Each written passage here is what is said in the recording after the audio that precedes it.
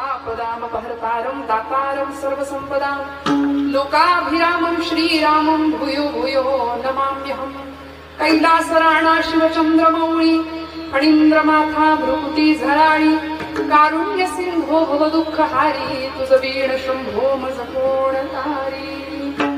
परमेश्वर स्वरूप उपस्थित सर्व श्रोतृवृंदांच्या हृदयस्थ परमात्म्याला अत्यंत श्रद्धापूर्वक भावाने नमस्कार करते, नतमस्तक होते. श्रोते तुम्ही महेशाची या मूर्ती असं म्हणून परब्रह्म स्वरूपातल्या सर्व श्रोतृवर्गाच्या हृदयस्थ परमात्म्याला चरणारविंदी कृतज्ञता भावानी वंदन सेवेसाठी उपस्थित असलेली सर्व ज्येष्ठ श्रेष्ठ नामधारक साधक वारकरी संप्रदायाची निष्ठावंत सर्व टाळकरी, अतिशय सुंदर गायक मंडळी आणि तितकीच गोड वादन सेवा करणारी अतिशय सुंदर आमची भावंड. पखवाज 2चा 1ला खाली उतरवायला लागलाय, पण तरी सुद्धा तो गोड बोलतोय, काही काळजी करू नका. तो बोलतोय चांगला, तो हात चांगला आहे म्हणून तो वाचतोय पण चांगला. त्यामुळे मृदंग याचा अर्थच असा आहे, मृत आहे अंग ज्याचे असा तो मृदंग.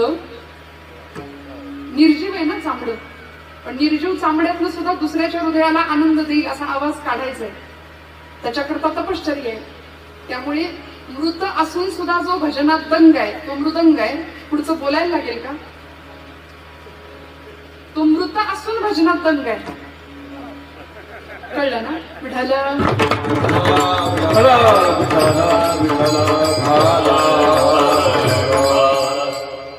गोड अशी संवादिनीची साथ करणारे आपल्या गावचे सगळ्यांच्या परिचित असलेले आमचे दत्तात्रय तात्या, मनापासून तात्यांना अत्यंत कळवळीने गेल्या वर्षीप्रमाणेच याही वर्षी आपल्या सगळ्यांच्या दर्शनाचा योग माझ्या वाट्याला नाथांच्या कृपाशीर्वादाने प्राप्त झाला. भगवान श्री कालभैरवनाथ आणि जोगेश्वरी माता अतिशय सुंदर अशा या भव्य दिव्य प्रांगणामध्ये गेल्या वर्षी मंदिरात होतं आजपर्यंत, यंदाच छान 48 वर्षांची पूर्तता झाली आणि आता सुवर्ण महोत्सवी उत्सवाच्या दृष्टीनं वाटचाल चालू आहे. त्यामुळे त्याची परिणती म्हणून अतिशय भव्य दिव्य अशा या प्रांगणामध्ये असलेल्या या धर्म मंडपामध्ये यंदाचा कीर्तन महोत्सव, यंदाचा सप्ताह, शिवलीलामृत ग्रंथाचं पारायण, याशिवाय ग्रंथराज श्री ज्ञानेश्वरीचं पारायण आणि असा 7 दिवसांचा, जवळजवळ 13 दिवसांचा हा सगळा महोत्सव. आणि या महोत्सवातली पंचम 5व्या दिवशीची कीर्तन सेवा माझ्या परमभाग्याने माझ्या वाट्याला आली आहे. मनापासून सर्व संयोजक, आयोजक, नियोजक सगळ्यांच्या चरणारविंदी कृतज्ञतापूर्वक वंदन सेवेला प्रारंभ. विठ्ठल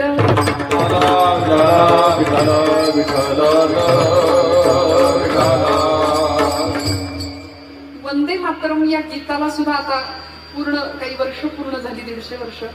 त्यामुळं 150 वर्ष पूर्ण झाली.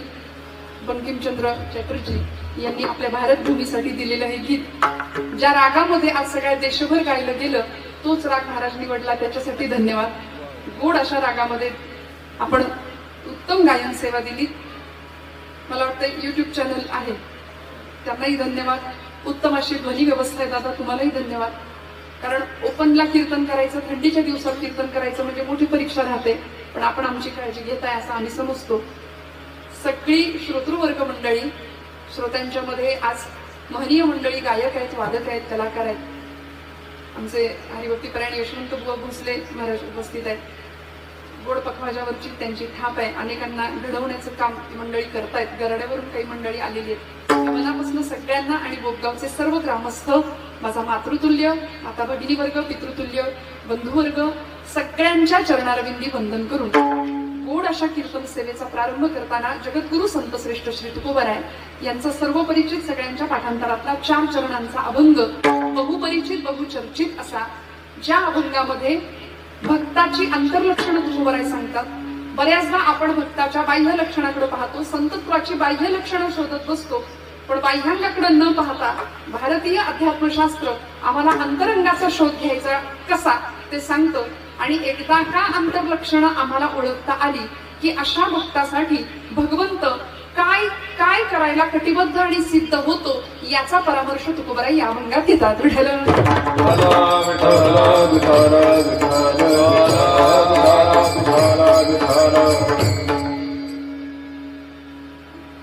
भगवान श्री कालभैरवनाथांचा हा अतिशय सुंदर असा उत्सव, साक्षात महादेव, साक्षात जगन्माता आदिशक्ती शिव आणि शक्तीचं हे प्रतीक. शिव या शब्दातला इकार काढला की काय राहतं? शिव या शब्दामधला इकार वेलांटी काढून टाकली की काय राहतं? कुणीही त्याला विचारत नाही. म्हणून भगवान एकटे नसतात कधीच. महाराज आपल्या शक्तीला घेऊन उपस्थित आहे. अतिशय सुंदर देखणं रूप आहे शिवशक्तीचं, इतकं सुंदर प्रतीक आहे. त्यामुळे भगवंत एकटा कधी नसतो, ब्रह्म कधी एकटं येत नाही, ते त्याच्या मायेला घेऊनच येतं. म्हणून प्रपंचामध्ये आपलं काम काय आहे? प्रणोधन भूषरम आत्मा ब्रह्मत लक्ष उच्चते. म्हणाले प्रणवाचं धनुष्य करायचं, आत्म्याचा बाण करायचा आणि माशाचा डोळा जसा अर्जुनाने फोडला तसा माशाचा. प्रापंचिक प्रत्येक मनुष्याचं, जन्माला येणाऱ्या प्रत्येकाचं हेच काम आहे. या मायेमध्ये जरी आम्ही असलो तरी आमचं सगळं लक्ष कुठं पाहिजे? ब्रह्म सत्यं जगन्मिथ्या जीवो ब्रह्मैव नापराः. सत्य काय तर ब्रह्म सत्य, सत्य काय तर सच्चिदानंद रूपाय विश्वोत्पत्त्यादि हेतवे तापत्रय विनाशाय श्रीकृष्णाय वयं नमः. सत्य काय? तुकोबराय म्हणले सत्य तू सत्य तू सत्य तू विठ्ठला कागा दाविला हा जगदाकार. देवा सगळं जग मायेच्या अधीन आहे, आम्ही मायेत फसलो. पण मनुष्य जन्माचं खरं गंतव्य काय असावं? आत्यंतिक सुखाची प्राप्ती आणि दुःखाची निवृत्ती. हे जर परमार्थाचं साधन आहे तर ते साधन प्राप्त करत असताना मनुष्य जीव हा या भवसागरामध्ये गटांगळ्या खातोय, नुसताच फिरतोय, नुसताच भरकटतोय. तर त्याकरता नक्की नेमका मार्ग कोण आहे, कुठला आहे? या सगळ्या भवसागरातनं आपल्याला तारून नेणारं तत्व काय आहे? त्यांनी आपली ओळख गीतेतच सांगितली. तेषामहं समुद्धरता मृत्यू संसार सागरा भवामि न चिरात् पार्थ मय्यावेशित चेतसाम्. तेषाम अहं समुद्धरता. मी तुमचा उद्धार करणारा मी आहे. कोण म्हणतं? साक्षात जगत चालक अखिल कोट ब्रह्मांडाचा नायक भगवान परमात्मा गोपाल कृष्ण गीतेमध्ये म्हणून गेले, मी तुमचा उद्धार करणार आहे. फक्त म्हणाले सगळं सोडून यायचं कुठं? माझ्या पायाशी. आणि म्हणून स्वतःचं आयडेंटिफिकेशन, स्वतःची ओळख दिली. सर्व धर्मान् परित्यज्य मामेकम शरणं व्रज. सगळ्याचा त्याग करा आणि मला शरण या. पण भक्तीच्या प्रांतामध्ये मनुष्य भक्ती कशी करायची हे नेमकं विसरतो. आणि मग कुणी जपजाप्य, कुणी तीर्थयात्रा, कुणी दान धर्म, जो तो ज्याला त्याला जमेल अशी भक्ती करतो आणि स्वतःला भक्त म्हणवून घेतो. पण भक्ताची व्याख्या अशी नाहीये. भक्त कुणाला म्हणायचं? मंडळी, या जीवनामध्ये आम्ही इथं या इहलोकामध्ये जन्माला आल्यानंतर देहबुद्धीचा संपूर्णपणे नाश झाला की आम्ही भक्त झालो असं संतांचं म्हणणं आहे. देहबुद्धी म्हणजे काय? मी म्हणजेच देह आहे हा बुद्धीने जो निश्चय करून ठेवलाय त्याला म्हणायचं देहबुद्धी. आणि बुद्धी कुठलाही निश्चय करू शकते. बुद्धी काय निश्चय करते? बुद्धी कशाचा निश्चय करू शकते? याची आडवा त्याची जिरवा, कुठलाही निश्चय बुद्धी करू शकते. आमची बुद्धी काय? बुद्धी फिरली की सगळंच फिरतं. त्यामुळे बुद्धीचा निश्चय कसा झाला पाहिजे? ती बुद्धी आम्हाला कुठे घेऊन जाते? बुद्धीचे वैभव अन्य नाही रहे, एका केशवराजे सकळा सिद्धी, एका केशवराजे सकळा सिद्धी, एका केशवराजे सकळा सिद्धी. बुद्धीचे वैभव अन्य नाही तुझे, एका केशवराजे सकळ सिद्धी, एका केशवराजे सकळ सिद्धी.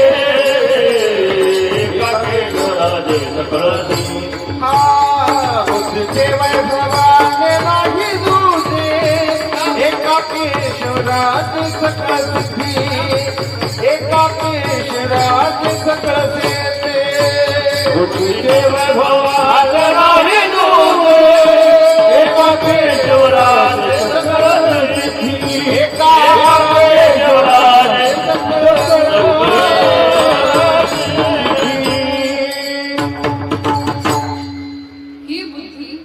त्या केशवराजापर्यंत घेऊन जाते. म्हणून तिला माऊली म्हणतात बुद्धीचे वैभव अन्य नाही तुझे.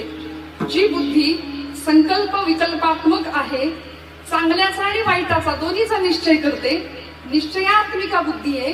ती बुद्धी जर आम्ही योग्य ठिकाणी वळवली, मनुष्य मात्राला इतर प्राणी मात्रांच्या तुलनेमध्ये दिलेलं सगळ्यात श्रेष्ठ वैभव ते बुद्धीच आहे. आणि ती बुद्धी आम्ही योग्य ठिकाणी जर थोडीशी वळवली तर आम्हाला ती देवापर्यंत घेऊन जाते.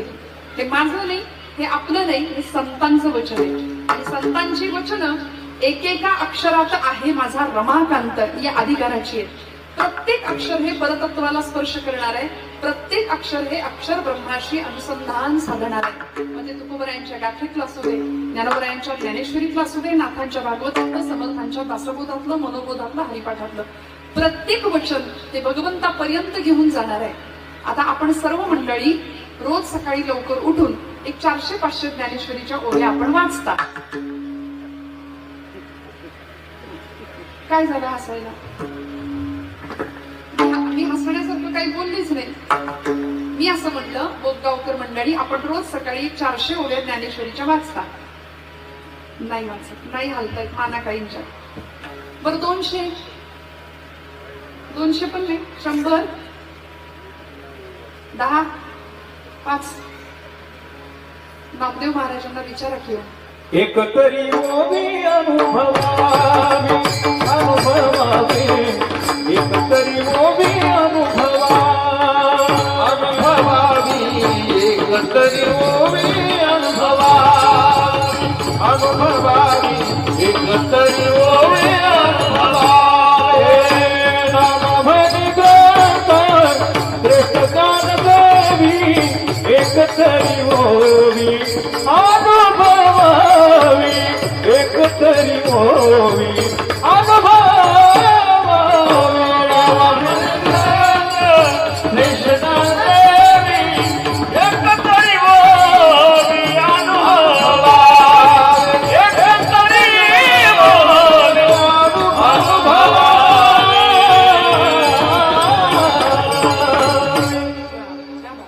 नामा म्हणे ग्रंथ श्रेष्ठ ज्ञानदेवी. किती ओव्या सांगितल्या? एक तरी ओवी अनुभवावी. आयुर्वेद शास्त्र, शरीर शास्त्र असं सांगतं की मनुष्य निरोगी माणूस बर का. सगळे जागे आहेत ना? हा नाही, थंडी आहे म्हणून म्हटलं आपलं सगळं व्यवस्था करून आलाय तुम्ही. निरोगी मनुष्य दिवसभरात 21,600 वेळा श्वासोच्छ्वास करतो. श्वास घेणं आणि सोडणं ही क्रिया 21,600 वेळा घडते निरोगी माणसाची. नामदेव महाराज म्हणले एक तरी ओवी अनुभवावी. जनाबाईंना विचारलं, जनाबाई म्हणल्या सोहम शब्द मारा केला. श्वास घेण्याचा सूर आणि सोडण्याचा सूर म्हणजे प्रत्येक श्वासाला त्यालाच आठवलं. पुढे जन्मभरीच्या श्वासाइतुके मोजियले हरिनाम. कुणी म्हणेही असेल चोरी, कुणा वाटते असे उधारी. जन्मभरीच्या श्वासाइतुके मोजियले हरिनाम. विकत घेतला शाम बाईनी, विकत घेतला शाम बाईनी, विकत घेतला शाम. काय केलं? जन्मभरीच्या श्वासाइतुके मोजियले हरिनाम. प्रतिश्वासं स विश्वासं रामं वद दिने दिने को विश्वासः पुनश्वासः आगमिष्यति मानवा. पुढचा श्वास घ्यायला मिळेल की नाही माहिती नाही, म्हणून आहे तो श्वास भगवंताच्या नामात वेचला पाहिजे. मी असं म्हटलं 21,600 वेळा आपण निरोगी माणूस दिवसातनं एवढा वेळा श्वासोच्छ्वास घेतो. मग आपण प्रत्येक श्वासाला त्याला आठवतो का? नाही, नाही हे उत्तर आहे आमचं. 21,000 राहू दे, 600 वेळा 600 श्वास तरी त्याच्याकरता नाही. 100ही नाही, 100 दिवसात नाही एकदा. हा कधीतरी ते पण कधी जरा काही प्रपंचामध्ये खुट्ट झालं की घडलं की नसलं की मग तो आठवतो. म्हणून आमची भक्ती ही सकाम भक्ती आहे. आमची भक्ती ही जगाला दाखवण्याकरता भक्ती आहे. पण खरी भक्ती आणि खरा भक्त कसा असला पाहिजे, मला असं वाटतं जीवनाची नश्वरता, जीवनाची क्षणभंगुरता कळावी, देहाची उदासीनता कळावी, याकरता आपल्या सगळ्यांना माहितीये परीक्षित राजा पांडवांचा शेवटचा वंश होता. अश्वत्थाम्याने ब्रह्मास्त्र सोडलं उत्तरेच्या गर्भावरती आणि उत्तरेने द्रौपदीने धावा केला, हे गोविंदा ते माझा धाव म्हणून. त्यावेळी भगवान गोपाल कृष्ण बघा, परमात्मा किती दयाळू आहे, किती भक्तवत्सल आहे. परमात्म्याने विचार करावा, मला फक्त बोलवा, मी क्षणाचाही विलंब न करता हाकेसरशी गेली उडी. क्षणाचाही विलंब न करता मी कुठेही तुमचा रक्षणा करता येऊ शकतो, अगदी आईच्या गर्भात सुद्धा, अगदी आईच्या उदरात सुद्धा येऊन मी तुमचं रक्षण करेन. परीक्षिती राजाचं रक्षण भगवंतांनी उत्तरेच्या गर्भात शिरून केलं आणि या परीक्षिती राजाकडे सगळं राज्य सोपवून पांडव स्वर्गारोहणाला निघून गेले. धर्माचा विजय झाला, परीक्षिती राजाकडे सगळं सोपवलं. परीक्षिती राजाने उत्तम राज्यकारभार केला आणि 45व्या वर्षी आयुष्यामध्ये एक घटना अशी घडली. कुणाच्या? परीक्षिती राजाच्या. एक घटना अशी घडली की आपल्या वाडवडिलांचा पराक्रम केवढा थोर होता, मोठा होता, म्हणून बघावं म्हणून पराक्रमाचे काही आठवणी ठेवल्या होत्या. त्यामध्ये एक पेटी होती. त्या पेटीला हात लावू नका असं भीमानी सांगितलं होतं, भीमसेनांनी. पण तरी सुद्धा त्या पेटीला परीक्षितीने हात लावला. ती पेटी उघडली. त्या पेटीमध्ये एक मुकुट होता, सोनेरी, सोन्याचा. तो मुकुट घेतला आणि तो आपल्या डोक्यावर चढवला. तो मुकुट जरासंधाचा होता. जरासंधाचा मुकुट जिंकून, त्याला मारून तो मुकुट घेऊन आले होते भीमसेन आणि आपल्या खजिन्यामध्ये ठेवून दिला होता. बऱ्याचदा सांगितलं होतं की याला हात लावू नको, कारण वाईटाची संगत, वाईटाची वस्तूची संगत सुद्धा परिणाम करू शकते मंडळी. म्हणून म्हणतात ना, एक वेळ पंगत चुकली तरी चालेल, पण संगत नाही चुकता कामा. तो मुकुट जरासंधाचा डोक्यावर अडकवल्यामुळे परिणाम झाला, मती फिरली आणि परीक्षितीनेच कलीला राहण्याकरता 4 जागा दिल्यात. त्यामध्ये सोनं किंवा सुवर्ण ही एक जागा आहे, कलीला राहण्याकरता दिली परीक्षिती राजाने. म्हणून सोन्याच्या ठिकाणी कली असतो बरं का. पण कुठलं सोनं? आमच्या महिला वर्गाला टेन्शन आलं, आता सोनं तर आता उतरलंय का चढलंय, काय झालंय लक्ष असतं आमचं, भाव चढलाय ना. मग सोन्याच्या ठिकाणी जर कली असेल तर सोनं कसं जमवायचं, कसं घ्यायचं? जे वाईट मार्गाने कमवून आणलेलं आहे, मिळवून आणलेलं आहे, तिथं कलीचा निवास आहे. पण जे उत्तम मार्गाने मिळालेलं धन आहे ना, सुवर्ण आहे ना, तिथं कली नाही, तिथं परमात्मा आहे. म्हणून विभूती योगामध्ये भगवान गोपाल कृष्ण आपली विभूती सांगतात, धातूनाम अस्मि कांचनम. धातूंच्या मध्ये कांचन, सुवर्ण म्हणजे मी आहे. मार्गशीर्ष मासानाम मार्गशीर्षोस्मी. 12 महिन्यांच्या मध्ये मार्गशीर्ष मास म्हणजे मी. फुलांच्या मध्ये गुलाब पुष्प म्हणजे मी. प्राण्यांच्या मध्ये सिंह म्हणजे मी. आणि पांडवांच्या मध्ये पांडवानाम धनंजय हा, ह्याची पांडवांच्या मध्ये अर्जुना तू म्हणजे मी आहे. इतकं प्रेम होतं अर्जुनावर भगवंताचं. त्यामुळे धातूनाम अस्मि कांचनम. कांचनामध्ये, सुवर्णामध्ये भगवंताचा वास आहे, चांगल्या मार्गाने मिळवलेला. पण परीक्षितीने काय केलं, या जरासंधाच्या डोक्यावरचा हा सोन्याचा मुकुट स्वतःच्या डोक्यावर चढवला आणि 45व्या वर्षी वयाच्या मृगयेला, म्हणजे तो मुकुट घालून शिकारीला निघून गेला. तिथं एक हातून अपराध घडला. एका ऋषींचा अपमान परीक्षिती राजांनी केला. ऋषींच्या गळ्यामध्ये एक मेलेला साप टाकला, समाधी अवस्थेमध्ये असलेल्या. त्यांच्या मुलांनी ते पाहिलं, शृंगी त्यांचं नाव, आणि त्या ऋषींनी परीक्षितीला शाप दिला की येणाऱ्या 7 दिवसांमध्ये तक्षक नावाचा सर्प येईल आणि तुला दंश करून निघून जाईल, तू मरशील. परीक्षिती राजाकडे 7 दिवस होते. घरी आला, तो मुकुट काढून ठेवला आणि मग कळला आपल्या हातून काय झालं. आणि मग आपल्या मुलांना बोलावलं, जनमेजयाच्या हातामध्ये सगळं राज्य सोपवलं आणि सांगितलं की आता मी मरणार आहे असं नाही सांगितलं. म्हणाले, परमेश्वरांनी माझ्याकडे नाम साधना करण्याकरता 7 दिवसांचा काळ दिलाय. बघा, प्रतिकूलतेतली अनुकूलता शोधावी लागते, नाही तर आपण बसतो रडत कायम. परमार्थातली प्रतिकूलता, प्रपंचातली प्रतिकूलता ही परमार्थाची अनुकूलता असते, असं ब्रह्मचैतन्य गोंदवलेकर महाराजांचं वाक्य आहे. त्यांनी असं सांगितलं की मला 7 दिवस भगवंताच्या नामासाठी मिळाले, ते सगळं तुमच्यावर सोपवलं आणि निघाले. शुकदेवांनी अतिशय सुंदर अशी भागवत कथा परीक्षिती राजाला ऐकवली.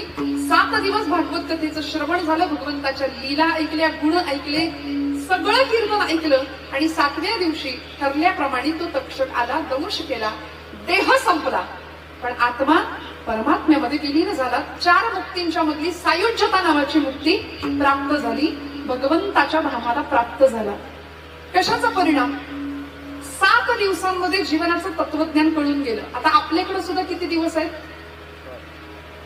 7च दिवस आहेत, सोमवार ते रविवार. या 7 दिवसापैकी आपल्याला कधीतरी निश्चित जायचंय. पण या 7 दिवसांच्या कालावधीमध्ये मग कुठला दिवस, कुठली वेळ, कुठली तारीख, कुठली तिथी काही निश्चित आपल्याला माहिती. मला असं वाटतं राजाला ते माहिती तरी होतं, आपल्याला तेही माहिती नाही. पण असा क्षणभंगूर देह परमात्म्याच्या पायाशी समर्पित करणं, दास्य भावाने त्याची उपासना करणं, आणि देह म्हणजे मी नाही तर या देहामध्ये असलेला मी कुणीतरी वेगळा आहे त्याला ओळखणं, हे ज्याला ओळखता आलं त्याला भक्त असं म्हणतात. आणि तुकोबराय भक्ताची व्याख्या सांगतात अभंगाच्या प्रथम कल्याचा. कीर्तन एकट्याचं कधीच नसतं, ही सगळी मंडळी मनापासून जीव तोडून साफ करणारी असतात म्हणून कीर्तन होतं. तुम्ही आम्ही खेळी वेळी गदारोळी आनंदे म्हणून घोष असं म्हटलंय तुकोबरायांनी. सदा नाम घोष करू हरिकथा. जप नाही म्हटलं, जप एकट्याने करायचंय, घोष सगळ्यांनी मिळून करायचंय. देव मस्तकी धरावा, अवघा हलकल्लोळ करावा, असा आजचा काळ आहे. आजच्या काळामध्ये अनेकांना भगवा नको झालाय, अनेकांना भगव्याचा त्रास होतो. असं वाटतं की हा भगवा हटाओ, भगवा हटाओ, भगवा हटाओ असे नारे लागले जातात. मी एकच सांगते, तुम्ही खुशाल हटवायचा प्रयत्न करा. पण आमच्या पंचायतन पूजेमध्ये जगद्गुरु आद्य शंकराचार्यांनी एक दैवत दिलं. पहिली देवता आहे गणपती बाप्पा, दुसरी देवता आहे विष्णू, तिसरी देवता आहे शिव, चौथी देवता आहे शक्ती, आणि 5वी देवता आहे जी पूर्व क्षितिजावर सकाळी सकाळी भगवा रंग उधळते. तेजो निधी लोह गोल,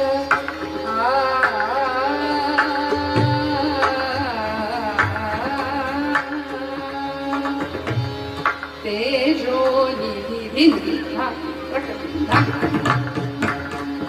एक कलर.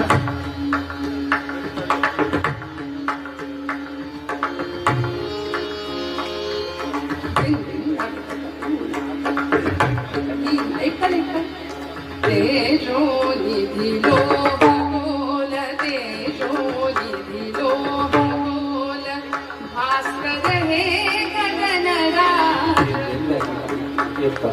बिंदिन धागे तूना कत्तिन धागे पकडीला, बिंदिन धागे तूना कत्तिन धागे पकडीला. तेजो निधी लोह गोल, दिव्य तुझ्या तेजाने झगमगले भुवनाज. हे दिनमणि व्योमराज, भास्कर हे गगनराज. तेजो निधी लोह गोल, तेजो निधी लोह गोल, तेजो निधी लोह गोल. कोटी कोटी किरण तुझे अनलशरा उधळीते, कोटी कोटी किरण तुझे. काय उधळतंय? पूर्व क्षितिजावर कुठला रंग सकाळी सकाळी उधळला जातो? आता हे सकाळी उठतात त्यांना दिसतो. आम्ही सगळे सूर्यवंशी, आम्हाला कधी दिसायचं सूर्योदय? बर कीर्तनकार तर महाराज निशाचर प्राण्यामध्येच मोडतोय आता. कलाकार कीर्तनकार सकाळी कधी बघायचा सूर्योदय? रात्रभर प्रवास करून. त्यामुळे मला असं वाटतं भगवा हटाव म्हणणाऱ्यांना एक आदेश, एक संदेश द्यावा असं वाटतो. तुम्ही भगवा खुशाल हटवायचा प्रयत्न करा. तुमच्याच्याने ते जमणार नाही. पहिली गोष्ट, एकदा पूर्व क्षितिजावर सकाळी सकाळी जो भगवा रंग उधळतो ना तो हटवून दाखवा, मग भगवा हटावची नारे, मग तुमची ताकद, मग गप्पा मारा बाकीच्या. पण खरं सांगू का, परमात्म्यानी आपल्याला साक्षात्कार किती मोठा द्यावा, चमत्कार किती मोठा दाखवावा या भूमितलावर, या धरती मातेवरती. इथं याची देही याची डोळा, आम्ही प्रत्यक्ष सूर्यनारायणाचं दर्शन घेतोय. बाकीचे देव प्रत्यक्ष दिसत नाहीत, पण ही देवता अशी एक पूर्व क्षितिजावर उगवणारी जी प्रत्यक्ष दर्शन देते आम्हाला. भाग्यवान आहे आम्ही. या सूर्यनारायणाच्या साक्षीने हिंदू धर्म आज आपल्या दिनचर्येला सुरुवात करतो. प्रत्येक धर्माचरणी व्यक्तीची दिनचर्या या सूर्यनारायणाला अर्घ्य देऊन त्याला नमस्कार करून आमच्या गृहिणीची तुळशीला पाणी घातलं की सूर्याला नमस्कार करूनच आम्ही घरात येतो. खरं इकडे माता माऊल्यांनो मावशींनो. मग म्हणून म्हटलं गृहिणी का सगळ्यात श्रेष्ठ आहे. जगातलं सगळं पद एका बाजूला, तुम्ही कलेक्टर असा, आमदार असा, खासदार असा, मंत्री असा, PSI असा, अजून डॉक्टर असा, वकील असा, या सगळ्या डिग्र्या एका बाजूला. पण माझ्या महिला शक्तीचा गौरव करताना मी एक वाक्य नेहमी म्हणते, जगातली सगळ्या डिग्र्या एका बाजूला आहे, पण भारतीय गृहिणी ही डिग्री सगळ्यात श्रेष्ठ आहे, सगळ्यात मोठी आहे, सगळ्यात मोठी. आता वाजवा टाळ्या तुम्ही. मग कारण भारतातल्या म्हणजे घरातल्या गृहिणींनी जर संपावर जायचं ठरवलं तर तुमचं पान नाही घालू शकत. काय कराल तुम्ही? काही. म्हणून प्रत्येक गृहिणी उगवत्या सूर्यनारायणाला नमस्कार करते आणि असा भगवंत प्रत्यक्ष दर्शन देतोय आम्हाला. भगवंताचं खूप मोठे आपल्यावर उपकार आहेत. यापेक्षा अजून काय चमत्कार पाहिजे. देव काही चतुर्भुज रूपात आपल्याला दर्शन द्यायला येणार आहे का विश्वरूप दर्शन दाखवणार आहे. अर्जुनाला दाखवलं तसं दाखवलं तरी आपली ताकद नाहीये ते दर्शन घ्यायची. अर्जुनाला आधी दिव्य चक्षु प्रदान केले. दिव्यम ददामि चक्षु अर्जुन म्हणतो तेव्हा दिव्य चक्षु प्रदान केले आणि मग भगवंतांनी अनंत रूपोदर वक्त नेत्रम पश्चामि त्वां सर्वतोऽनंत रूपम नांतम न मध्यम न पुनस्तवादिं पश्चामि विश्वेश्वर विश्वरूपम. ज्याला आदी नाही, मध्य नाही आणि अंत नाही असं परमात्म्याने दिव्य रूप दर्शन अर्जुनाला दिलं. आपल्याला जरी उद्या दिलं तरी आपली ती घेण्याची कुवत नाही, पात्रता नाही. दिव्य दृष्टी आधी अर्जुनाला मिळाली.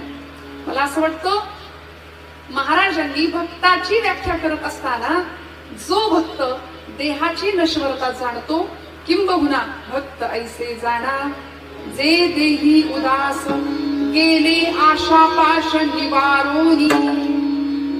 देहाच्या विषयी जो भक्त उदासीन आहे त्याला भक्त म्हटलंय. आता देहाविषयी उदास म्हणजे काय? उदास म्हणजे काय? मराठी भाषेतला उदास शब्द म्हणजे असं कायम अपसेट राहायचं का? कुणाच्या घेण्यात नाही, कुणाच्या देण्यात नाही, त्याला नाही उदास म्हटलं. उदास म्हणजे निष्क्रियता नाहीये. लक्षात घ्या. तुम्हाला सगळ्यांना लक्षात येते? सगळे जागे आहात? सगळे जागे आहात ना? कीर्तन म्हटलं की ती बाई येते, तिला निमंत्रण नाही द्यावं लागत. म्हणून मी आपल्या सारखं विचारते तुम्ही जागे आहे ना, जागे आहे ना, जागे आहे ना. कारण काही लोक डोळे उघडे ठेवून झोपतात. ते फार खतरनाक असतं आमच्यासाठी.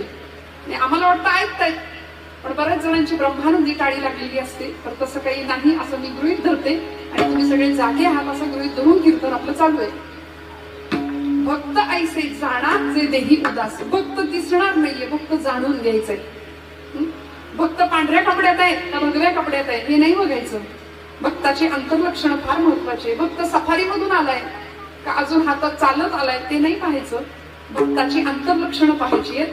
म्हणून संतांची भक्तांची अंतर्लक्षणं सांगितली. कर्मण्योद्वहते न निंदति परांगो भाषते निष्ठुरम उक्तं चिदप्रियञ्च सहते क्रोधञ्च नालम्बते श्रुत्वा काव्यमलक्षणं परकृतं संतिष्ठते मूकवत् दोषांच्छादयते स्वयं न कुरुते एतत् सतां लक्षणं.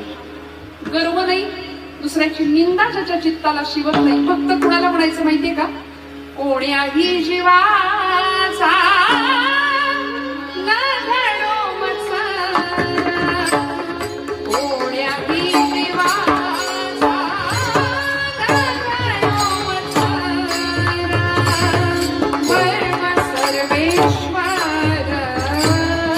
पूजनाचे, परम सर्वेश्वर पूजनाचे विष्णुमय जग वैष्णवांचा वेदा भेद वेदा भेद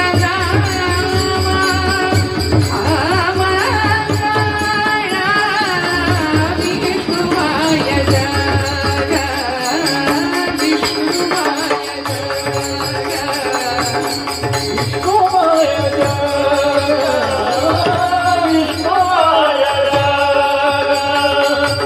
वैष्णवांचा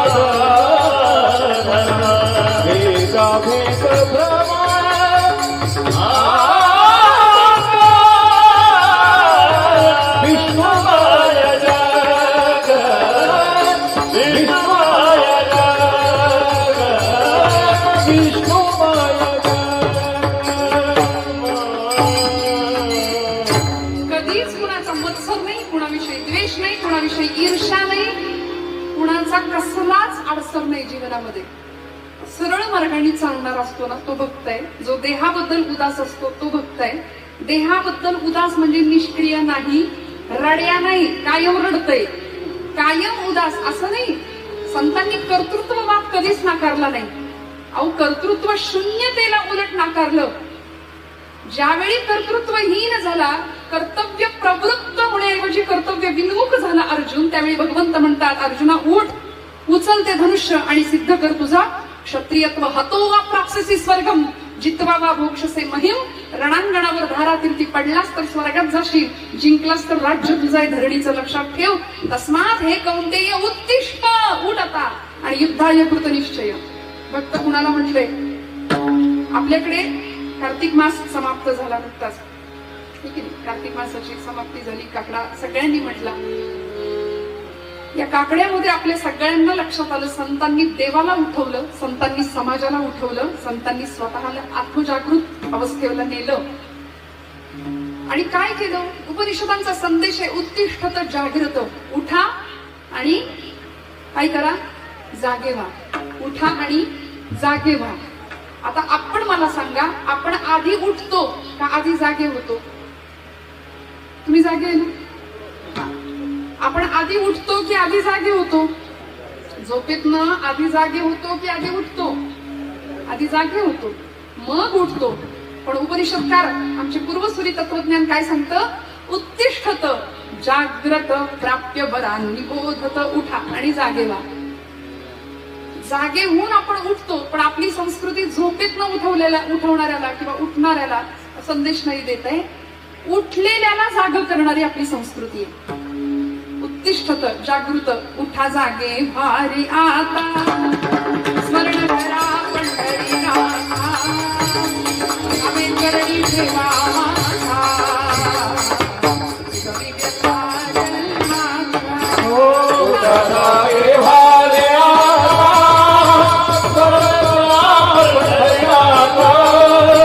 वावे चरणे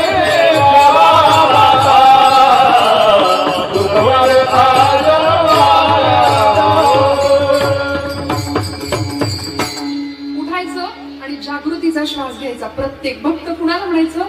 जो देहाविषयी उदास आहे. देहाविषयी उदास म्हणजे काहीच खायचं नाही, मला खायला प्यायला काही नको, उपास आहे, सारखा उपास आहे म्हणजे भक्त नाही. अहो, शरीरम आद्यम खलु धर्म साधनम.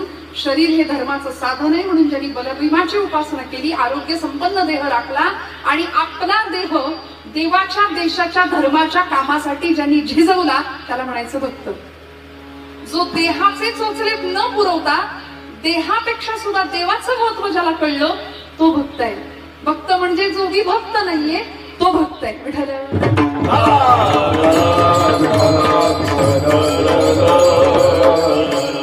सर्वाभूती परमेश्वराला जो पाहतो तो भक्त आहे. हे तो समस्त हि श्री वासुदेवो, ऐसा प्रतिती रसाचा ओतला भावो. आणि भक्ता माझी रावो ज्ञानी तोची. तो ज्ञानी भक्त आहे. रावो म्हणजे तो भक्तांचा सुद्धा राजा आहे. कोण? जो सगळीकडे परमेश्वराला पाहतो. भक्त ऐसे जाणा जे देही उदास. बरं, असा भक्त बघायला गेला तर दिसणार नाही. भगवी कपडे, रुद्राक्षांच्या माळा, भस्माचे पट्टे, असे भक्त बरोबर दिसत नाही. ज्याच्या गळ्यामध्ये तुळशीची माळ आहे, त्या माळेबरोबर पथ्य सुद्धा सांभाळावी लागतात. आणि ती पथ्य काय आहे? कुठली पथ्य? गळा माळ शोभे, आत्मरूप शांती, भक्तिभाव दोन्ही धरू टाळ हाती, टिळा विरक्तीचा कपाळा सऱ्यारो, आम्ही विठ्ठलाच्या भजनात धारो, एक तारी संगे एक रूप झालो. ती पथ्य आली. नाहीतर याच्या अंगावर वाचकन, त्याच्या अंगावर वाचकन ओरडणं. भगवंतांनी जीभ दिली म्हणून दिवसभर दुसऱ्याची निंदा करण्यामध्ये ती जीभ नाचवणं, याला भक्त नाही म्हणायचं. वाचे बरोबर कवित्व कवित्वी रसकत्व रसिकत्वी परतत्व स्पर्शू जैसा, असं जर ज्ञानोबरायांचं म्हणणं असेल साच. आणि मवाळ वितुले आणि रसाळ शब्द जैसे कल्लोळ अमृताचे, त्याला म्हणायचं भक्त. भक्त ऐसे जाणा जे देही उदास. देहापेक्षा देवाचं ज्याला महत्व कळलं, तो भक्त आहे. म्हणून कुठल्याही अवस्थेमध्ये जो समतोल जीवन राखतो त्याला म्हणायचं भक्त. सुख दुःखे समे कृत्वा लाभालाभो जया जयो, ही अवस्था ज्याची आहे त्याला म्हणायचं भक्त. सुखाने हुरळून जात नाही, दुःखानं खचून जात नाही. प्रभू रामचंद्रांच्या जीवनाकडे आपण जर पाहिलं तर रामांना दशरथ राजांचा निरोप होता, रामराया उद्या राज्याभिषेक करायचंय, गादीवर बसायचंय अयोध्येच्या, म्हणून हुरळून नाचायला नाही लागले. आपण सत्ता मिळणार म्हटल्यानंतर आधीच गुलाल उधळतात नाही का. काही निवडणुकी आधी पडतात, काही निवडणुकी नंतर पडतात. नाही कळलं जमतं. मग एवढ्या सगळ्या खटाटोपामध्ये सगळ्यांना सध्या भूक आहे, सत्तेची, संपत्तीची, पैशाची, सगळ्यांना भूक आहे. पण मग प्रभू रामचंद्रांना ज्यावेळी कळतं की मला सिंहासनावर गादीवर बसायला मिळणार आहे, त्यावेळी तितकेच शांत आहे, तितकेच शांत आहे. त्यानंतर काही काळाने दशरथ राजेचा आणि कैकेयी मातेचा संवाद झाला. त्या संवादामध्ये रामप्रभूंना 14 वर्षांचा वनवास आणि भरताला राज्यपद, हे वचन, त्या वचनाची आठवण करून दिली. आणि रामांना सांगण्यात आलं की रामराया उद्या राज्यपद नाही, राज्याभिषेक नाही, उद्या वल्कल परिधान करायचे आणि वनवासात जायचं. प्रभू म्हणले आय एक्सेप्ट इट, मी तेही स्वीकारलं होतं आणि हेही तितक्याच शांततेने स्वीकारलंय. मग तिथं दुःखाचा उद्रेकही नाही केला आणि सुखाचाही एक्साइटमेंट, सुखाची उद्रेक नाही अवस्था दाखवली. याला म्हणतात देही उदास असणं. कुठल्याही परिस्थितीमध्ये जीवनाचा बॅलन्स ठेवणं याला म्हणतात देही उदास असणं. प्रशांत आत्मा, जितेंद्रिय ही अवस्था गीतेनी या देही उदास असलेल्या भक्ताची लक्षणं सांगितली आहेत. मय्यर्पित मनोबुद्धी योमत भक्त समे प्रिया, जो मन बुद्धी सगळं मला अर्पण करतो तो भक्त आहे. ज्ञानेंद्रिय, कर्मेंद्रिय, मन आणि बुद्धी अशी सगळीच इंद्रिय भगवंताच्या चरणावर जो समर्पित करतो तो भक्त आहे. देहाबद्दल जो उदास आहे तो भक्त आहे.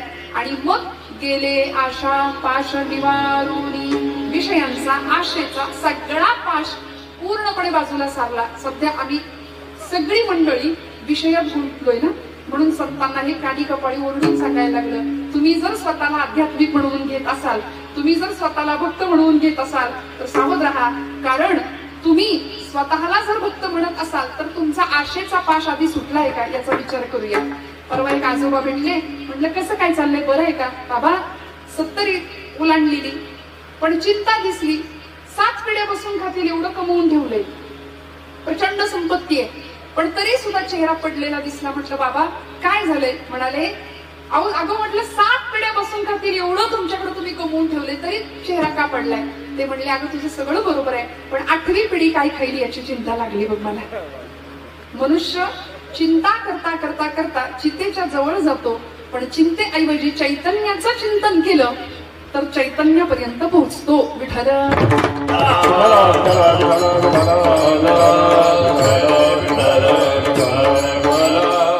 म्हणून भक्ताला पाहायचं नाही, तो दिसणार नाहीच तसा. भगवान प्रभू दत्तात्रेयांची मूर्ती नाथबाबांनी सांगितली आम्हाला, त्रिगुणात्मक त्रयी मूर्ती दत्त हा. काय म्हणले?